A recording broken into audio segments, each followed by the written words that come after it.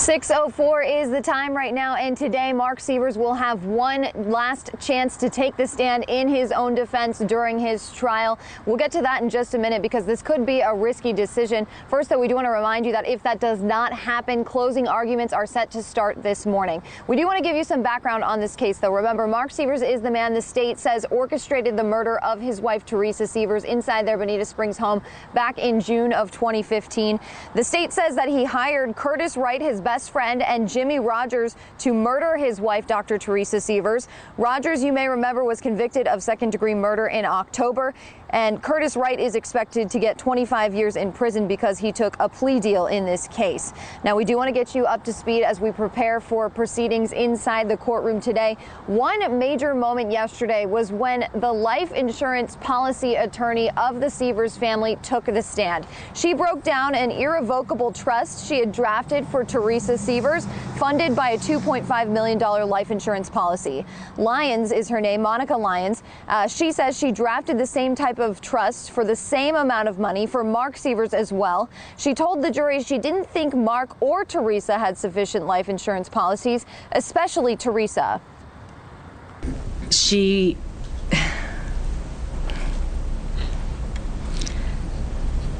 Teresa was one of the most dynamic people I had ever met in my entire life, working and knowing entrepreneurs and knowing amazing people who do charitable works around the world, people that she needed more life insurance.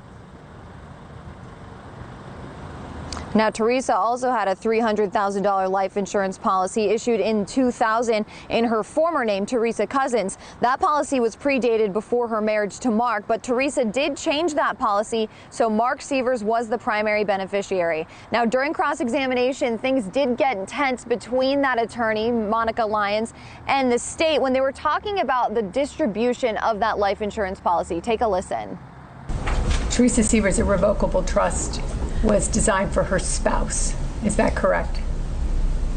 It was for the family. Benefit of her spouse. I'm sorry? It was for the benefit of her spouse, primarily, as stated in the trust, and then for her two children, correct?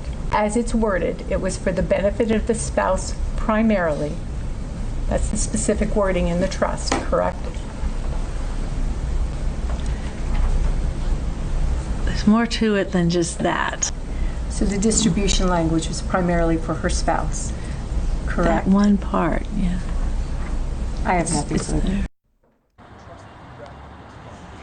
Now, you could hear that the state was really trying to get that attorney to admit that the distribution of that insurance money, should Teresa Sievers pass away, benefit the husband, Mark Sievers, and then the children. This is kind of helping to set up the state's idea that the motive behind this murder was money. Now, Lyons did say she planned that estate as Mark Sievers and Teresa Sievers had asked her to. But the big question this morning, of course, is Mark Sievers going to take the stand in his own defense?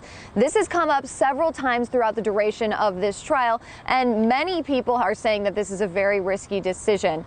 Today is his last chance to do this, and lawyers and law experts we've spoken with say overall taking this stand in your own defense is an incredibly difficult decision to make and a really risky move. But FGCU law professor Pamela C. says in this case, it might be necessary. Will he be able to make a good presentation of himself on the stand? Because so far the jurors have only seen this maniacal, copious note-taking during the trial and inappropriate laughter.